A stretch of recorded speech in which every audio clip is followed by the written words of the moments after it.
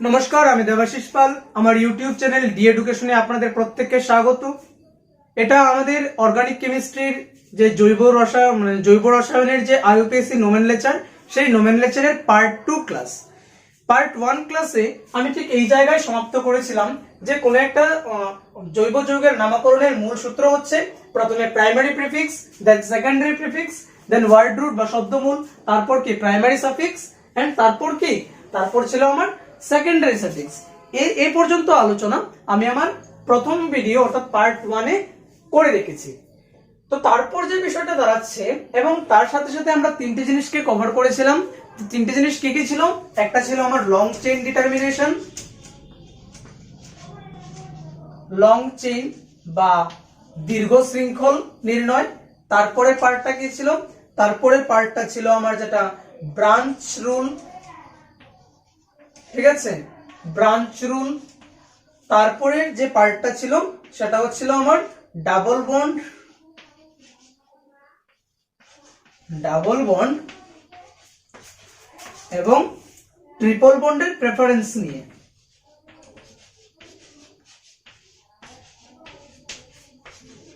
Clear? তো এই পর্যন্ত কভার আমরা আমাদের গত ক্লাসে করে রেখেছি। তোমরা যারা গত ক্লাসটা মিস করে গেছো, আমার ভিডিওতে গিয়ে দেখে নাও, ঠিক আছে? প্রবলেম হবে না আর। তো তারপর আসি সরাসরি মুখ্য আলোচনায়।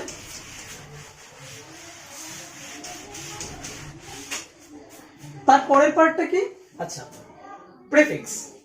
প্রেফিক্স মানে হচ্ছে, যেমন তোমরা যারা আমার আগের ভিডিওটা দেখেছো সেখানে আমি বলেছিলাম কোন একটা নামের আগে যেখানে আমরা শ্রী বা শ্রীমতী লিখছি, সেই শ্রী বা শ্রীমতী জিনিসটাকে আমরা প্রেফিক্স ধরি, ঠিক আছে? এখন আমাদের জৈব যৌগের ক্ষেত্রে আমি আগের ভিডিওটাতে দেখিয়েছিলাম যে ব্রাঞ্চ, আমাদের আগের ভিডিওটাতে একটা জৈব যৌগে একটা 3 নম্বরে একটা মিথাইল গ্রুপ পড়েছিল। কারণ মিথাইল গ্রুপ কি? এই বন্ড CH3 গ্রুপকে মিথাইল গ্রুপ বলে। কেন এটা মিথাইল গ্রুপ কিছুক্ষণ পরেই বুঝতে পারবে। যেমন আমাদের আগের যৌগটাতে বা আগের ভিডিওটাতে দেখবে ওইখানে 3 নম্বরে একটা মিথাইল গ্রুপ পড়েছিল। এই যে গ্রুপগুলি বা ব্রাঞ্চগুলি, আমরা জৈব যৌগের নামকরণের ক্ষেত্রে এই ব্রাঞ্চগুলিকেই বলছি প্রেফিক্স। এই ব্রাঞ্চগুলিকে কি বলছি আমরা? এই ব্রাঞ্চগুলিকে প্রেফিক্সের মধ্যে হচ্ছে প্রাইমারি প্রেফিক্স। যেমন মিথাইল গ্রুপ পড়ে এর মধ্যে, তারপরে পড়ে যেমন ফ্লোরিন, ব্রোমিন, হ্যাঁ, আয়োডিন ইত্যাদি ইত্যাদি। এগুলি যখন আমরা জাস্ট খাতায় নোট ডাউন করে রাখো অথবা স্ক্রিনশট নিয়ে নাও, খাতায় নোট ডাউন করে রাখো অথবা স্ক্রিনশট নিয়ে নাও। যখন আমরা অ্যাপ্লিকেশনে দেখাবো, মানে সরাসরি নামে কোন একটা যৌগ দিয়ে নাম দেখাবো, তখন এই জায়গাটা খুব গুরুত্বপূর্ণ হবে, ঠিক আছে? যেমন মিথাইল থাকলে আমরা তার নাম বলি মিথাইলি বলি। যেমন ফ্লোরিন থাকলে আমরা বলি ফ্লোরো, ব্রোমিন থাকলে আমরা বলি ব্রোমো, আয়োডিন থাকলে বলি আয়োডো। এটা আমাদের পার্টি ক্লিয়ার হয়ে যাবে। এখন সেকেন্ডারি প্রিফিক্স কি?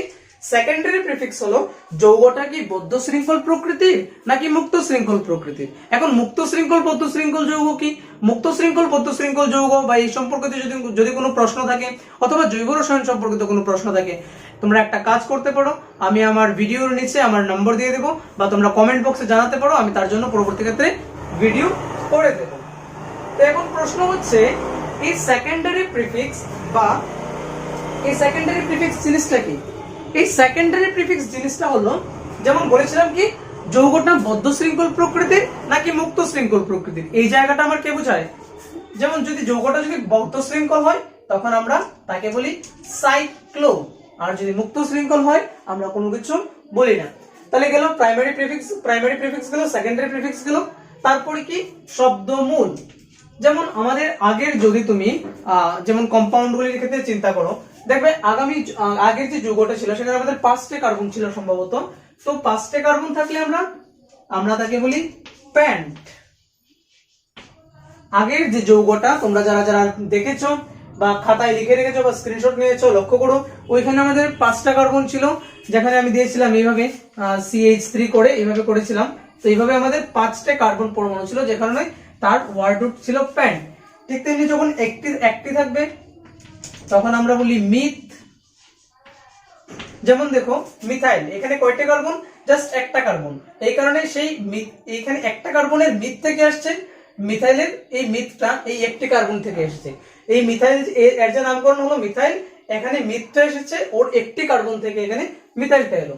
তাহলে এক থেকে আসলো মিথ, দুটি কার্বন থাকলে বলি আমরা ইথ, তিনটে থাকলে প্রো, চারটে থাকলে বিউট, পাঁচটে হলে প্যান্ট, ছয়টা হলে হেক্স, সাতটা হলে হেপ্ট, আটটা হলে অক্ট, নয়টা হলে নন এবং 10টা হলে ড্যাক।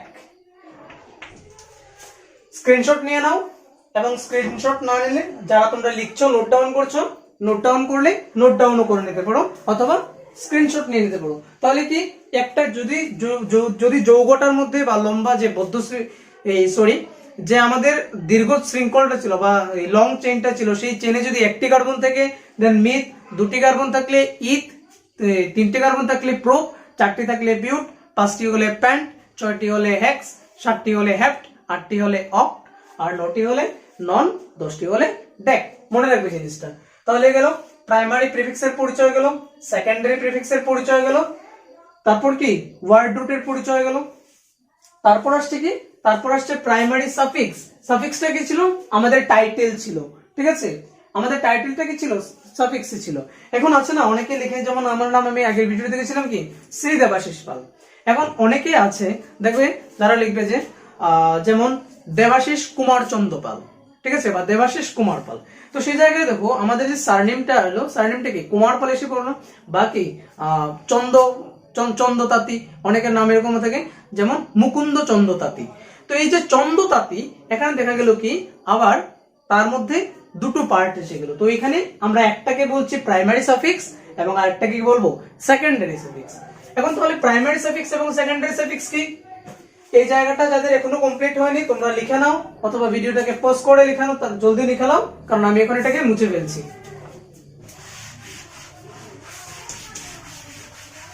তো কি তারপর কি ছিল? Primary suffix. এখন প্রাইমারি সাফিক্স কি? প্রাইমারি সাফিক্স তিনটেই আছে। প্রাইমারি সাফিক্স আমাদের তিনটে আছে। তিনটে কি? সেটা হচ্ছে জৈব যৌগের প্রকৃতির উপর নির্ভর করে। একটা যদি সিঙ্গেল বন্ড কম্পাউন্ডেড হয়, সিঙ্গেল বন্ড কম্পাউন্ডেড হয় তাহলে আমরা তাকে বলি কি এন, তার নামের শেষে যোগ করি কি এন। তারপর কি যদি ডাবল বন্ড হয় বা দ্বিবন্ধন হয়, দ্যাট মিন্স এইরকম, তখন আমরা বলি ইন। আর যদি ট্রিপল বন্ড হয়,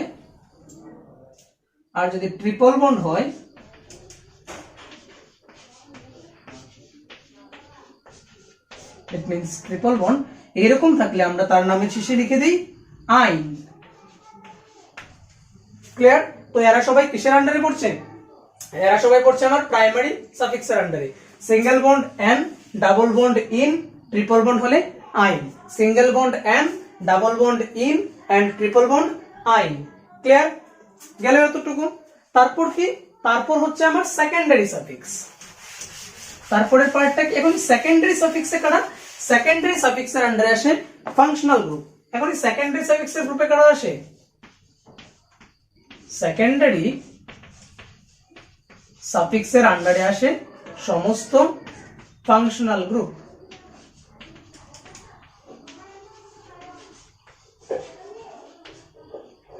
সেকেন্ডারি সাফিক্সের আন্ডারে আসছে সমস্ত ধরনের ফাংশনাল গ্রুপ। ক্লিয়ার? তো প্রথমে আসলো কি প্রাইমারি প্রিফিক্স, যেখানে আমরা দেখলাম মিথাইল বা ফ্লোরো, যেখানে ব্রাঞ্চ।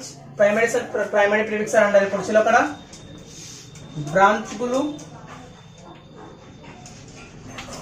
তারপর কি সেকেন্ডারি প্রিফিক্স, যারা বোঝাচ্ছিল যৌগটা আমার কি সাইক্লিক প্রকৃতির নাকি মানে বদ্ধ শৃঙ্খল প্রকৃতির নাকি মুক্ত শৃঙ্খল প্রকৃতির। শব্দমূল বা ওয়ার্ড রুট আমাকে নির্দেশ করছিল সেই যে লম্বা শৃঙ্খল বা দীর্ঘ শৃঙ্খল যুক্ত যে চেইনটা রয়েছে, সেই চেইনের মধ্যে কতগুলো কার্বন পরমাণু রয়েছে। প্রাইমারি সাফিক্স ডিনোট করে যৌগটা কি সম্পৃক্ত না অসম্পৃক্ত, অর্থাৎ সম্পৃক্ত হলে সিঙ্গেল বন্ড এবং অসম্পৃক্ত হলে কি ডাবল বন্ড বা ট্রিপল বন্ড। এখন অসম্পৃক্ত হলে কোন বন্ডের দ্বারা সে অসম্পৃক্ত? ট্রিপল বন্ডের দ্বারা অসম্পৃক্ত নাকি ডাবল বন্ডের দ্বারা অসম্পৃক্ত? যদি সিঙ্গেল বন্ডের দ্বারা সম্পৃক্ত হয় তাহলে এন, যদি ডাবল বন্ডের দ্বারা অসম্পৃক্ত হয় তাহলে ইন, এবং যদি ট্রিপল বন্ডের দ্বারা অসম্পৃক্ত হয় তখন ছিল আই। ক্লিয়ার? এবং সেকেন্ডারি সাফিক্স কি? Secondary suffix means functional group. এখন এখানে একটা ইম্পর্টেন্ট জিনিস দিচ্ছি, সেই ইম্পর্টেন্ট জিনিসটাকে নোট ডাউন করো। এখন ইম্পর্টেন্ট জিনিসটা কি?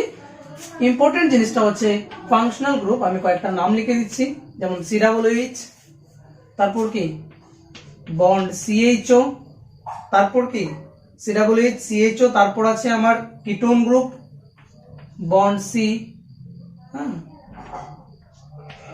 এই কিটোন গ্রুপ, এবং আরেকটা হচ্ছে আমার OH অর্থাৎ অ্যালকোহলিক গ্রুপ। আমাদের যে বেসিক পার্ট অর্থাৎ ক্লাস 10 এর ক্ষেত্রে জাস্ট এই চারটে জিনিস জানলেই আমার ম্যাক্সিমামটা কভার আপ করা যাবে। ক্লিয়ার? তাহলে ফাংশনাল গ্রুপ কি কি?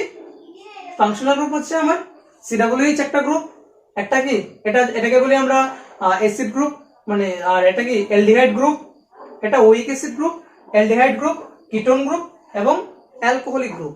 এখন তাদের মধ্যে আবার একটু পার্ট আছে। মনে করো তোমার বাড়িতে কোনো কেউ নিমন্ত্রণ করতে এলো, তোমার পাড়াতে কোনো একটা অনুষ্ঠান চলছে, সেই অনুষ্ঠানে তোমাকে নিমন্ত্রণ করতে এলো, তোমার পরিবারকে নিমন্ত্রণ জানাতে এলো। এখন পরিবারের মধ্যে মনে করো তুমিও জব করো এবং বাবাও জব করেন, বা তুমিও উপযুক্ত বাবাও উপযুক্ত। এখন কোনো মোমেন্টে যখন তোমার ঘরে বাবাও উপস্থিত তুমিও উপস্থিত, কেউ নিমন্ত্রণ করতে এলেন কোনো একটা বিশেষ অনুষ্ঠান বা কোনো কিছুতে, আগে তখন বাবা উপস্থিত থাকার ক্ষেত্রে কি তোমাকে বলবে? নিশ্চয়ই না। তখন কাকে বলবে? বাবাকে বলবে। ঠিক আছে তো? কিন্তু যদি কোনো জায়গায় বাবা উপস্থিত না থাকেন, কোনো কারণে ঘরে এখন বাবা উপস্থিত নেই, তখন দায়িত্বটা তোমার কাছে দিয়ে গেল। ঠিক এই ফাংশনাল গ্রুপের ব্যাপারটাও ঠিক এরকম। একমাত্র এই COOH আমাদের ক্লাস 10 এর স্ট্যান্ডার্ডে একমাত্র এই COOH গ্রুপ ছাড়া বাকিগুলি কি মানে বাবার কাজ করতে পারে, আবার কি নাও করতে পারে। ক্লিয়ার? বাবার কাজ করতে পারে, আবার কি নাও করতে পারে। এখন এই জায়গায় পার্টটা যে লাস্ট, এখন এটা কিভাবে কাজ করলে কি হবে বা কি পার্ট আসবে, কিভাবে জয়েন করব, সেই পার্টটা আমি আমার আগামী ভিডিওতে কমপ্লিটলি জানিয়ে দেব। তো তার জন্য তোমরা পার্ট 3 দেখতে ভুলবে না, এবং যদি পার্ট 2টা ভালো লেগে থাকে দেন অবভিয়াসলি ভিডিওটাকে লাইক করো, কারণ আমি তোমাদের রেসপন্স পাচ্ছি না। এখন তোমাদের রেসপন্স পাবো আমি একমাত্র তোমাদের লাইকের দ্বারা, যেহেতু তোমরা আমার সামনে নেই আমি তোমাদের রেসপন্স নিতে পারছি না। তো অবভিয়াসলি যদি ভালো লেগে থাকে লাইক করবে, তাতে আমি নেক্সট ভিডিওটা করতে আরো উৎসাহ বাড়বে। ধন্যবাদ।